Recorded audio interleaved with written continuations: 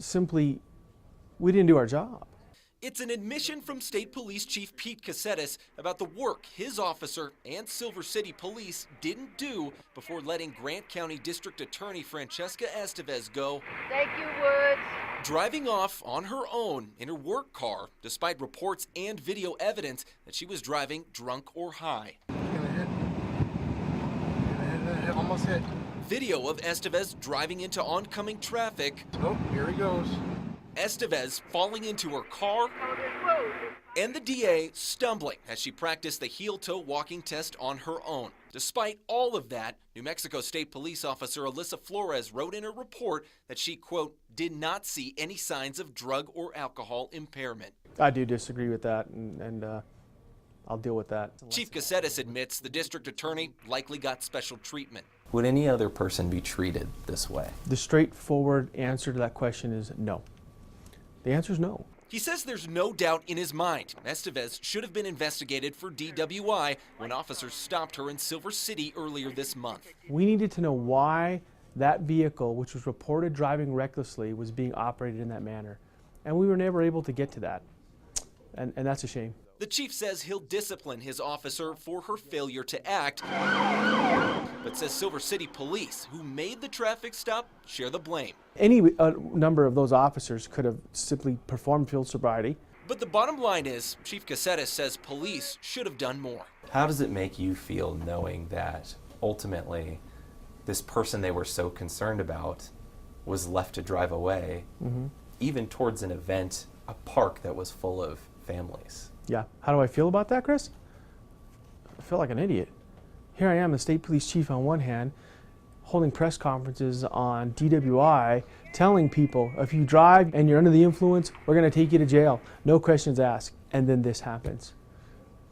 Not happy.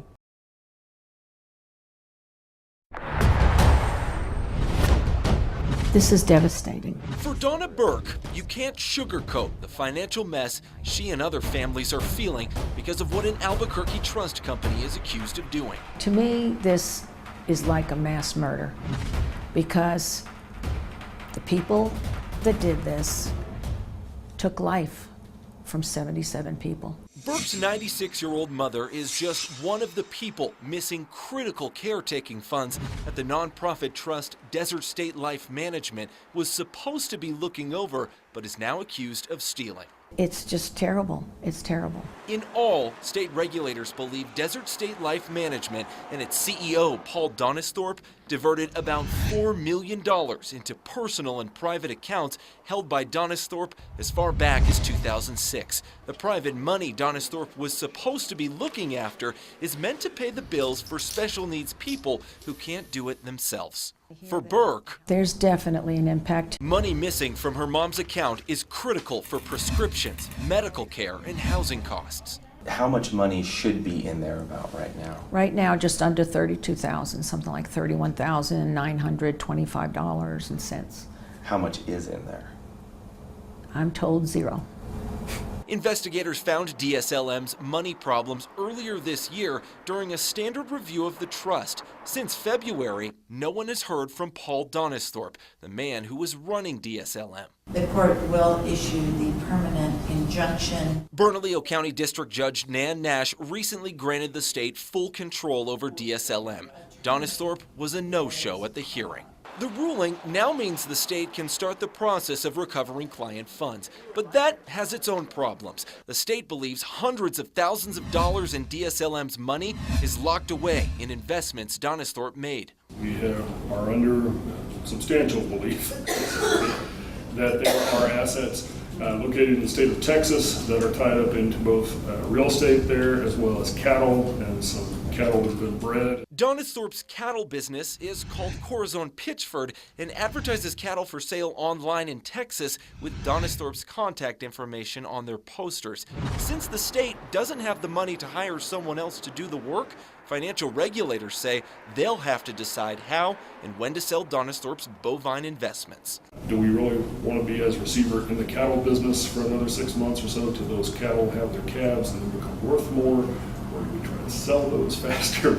The state is also looking to recover funds thought to have been spent on Donisthorpe's office property in downtown Albuquerque on 4th Street and his $900,000 home in Angel Fire. The FBI has filed to seize both of those properties. While the process moves through the courts, victims like Donna Burke Well, are struggling with what's next. number one, keeping the secret. Number two, trying to figure out how I'm going to make up that money. Burke, who works full-time and cares for her mother when she's off, was reliant on the $33,000 she thought she had to pay her mom's medical costs. By January, she's expecting to run short on money. Now there's more medical costs, there's more food costs, even utilities. My fears are, will I be able to keep her cool? Will I be able to keep her warm? She refuses to tell her mom about what happened to her trust for fear of how she'll react. If she ever found out about this, it would absolutely devastate her. For now, Burke says she's leaning on her faith. God promises us in His Word to fret not when the evildoers seem to prosper, and to rest in the Lord and trust and do good, and you will be fed. And I believe that. By next month, the state could have a better idea of just how much money they may be able to recover. On special assignment, Chris McKee, KRQE News 13. What was reported to you? That there was a party and people were throwing bottles off the balcony. I'm sorry, there's no one on the balcony, and there's no one throwing bottles off of the balcony. It sounds like the governor's intoxicated. Had you been drinking that night? I'm telling you, nothing that I said or did was as a result of any alcohol. Are you saying you were not intoxicated that night? Absolutely not. It's the video everyone is talking about. The video that is raising questions about whether this Bernalillo County Sheriff's deputy did the right thing. Was this a safe thing for the deputy to do? Again, it's under investigation. Did you have anything to do with the death of this girl? No, I didn't. But what happened then? Why is there a girl that's dead? That's because Jessica Kelly did it. Gabe, did you kill Clifford Patterson? Can you tell us why you're in cuffs right now? Gabe, if you got something to say, now's the time to say it. Who dropped the ball here? Well, it's a very good question. Do we have some responsibility here? Yes, we absolutely do. It was clear from when we confronted her in the parking lot today. Do you have anything to say about I don't want to be on TV, okay? Do I have a right to say that? Do it.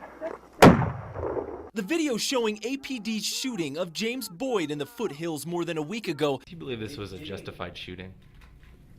Do I believe it was a justified shooting? Yes. If you follow case law, Garner versus Tennessee. I think he gave an honest response, but I think that was a mistake. And I think I've talked to Chief about that, and I think he understands that that was a mistake. It's not our job to make judgments at this point.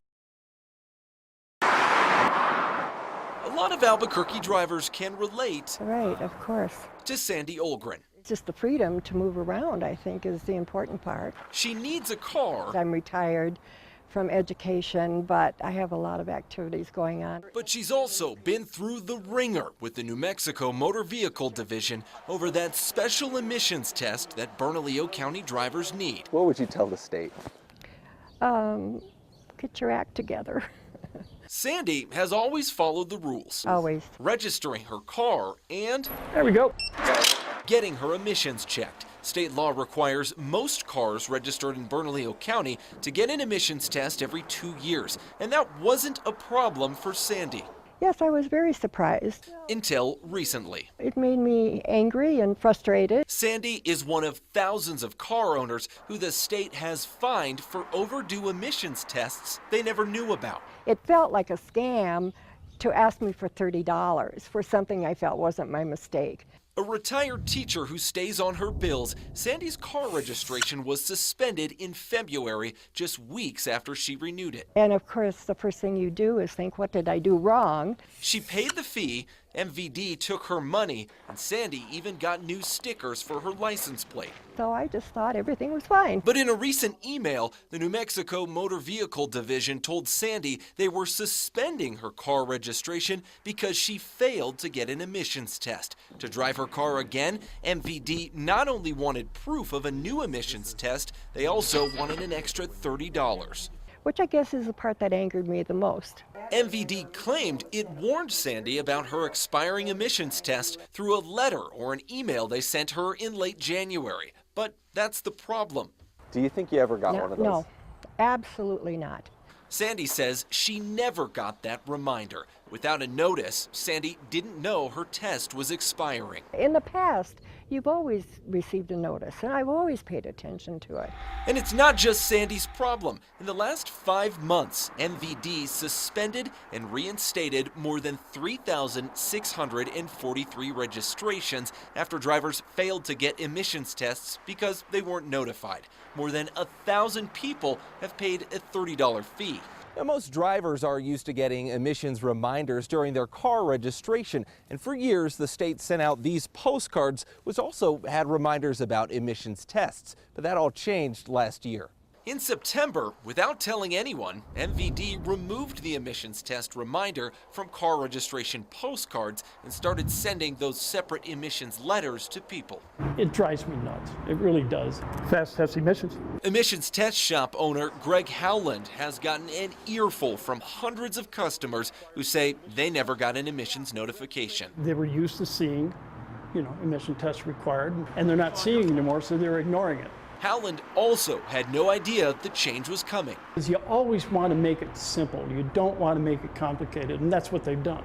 So we asked MVD about it. Spokesman Ben Cloutier says the change is an effort to give a more accurate notice to drivers about when their emissions tests expire. It would make more sense to allow for that reminder to go out about a month before your emissions rather than getting it with your registration renewal reminder, because they don't necessarily line up. Now serving. MVD also didn't think it needed to tell the public about the switch either. Well, since they're getting both notices by mail, it seems that there wouldn't be much of a difference. But the difference was that the new system didn't work. MVD says some emissions notices weren't sent at all. They claim the problem has been solved. It has been fixed as of early January. But try telling that to Sandy. MVD suspended her registration for expired emissions on February 21st. Her emissions notice should have hit her mailbox around January 20th. There was nothing that came. While MVD says it's sorry for any problems they've caused, they also have tried to shift the ultimate blame onto drivers to keep track of their own tests. In multiple emails, MVD told us emissions reminders are a, quote, courtesy and not a requirement. That is something that we do to try to help our customers. But that's not exactly what the state's emissions program rules say. Written in New Mexico's administrative code is language requiring MVD to send emissions notices. Quote, the MVD shall distribute notices or other appropriate information to owners of vehicles applying for re-registration. We showed it to MVD. You seem to be saying that this was a courtesy. Isn't this the rules?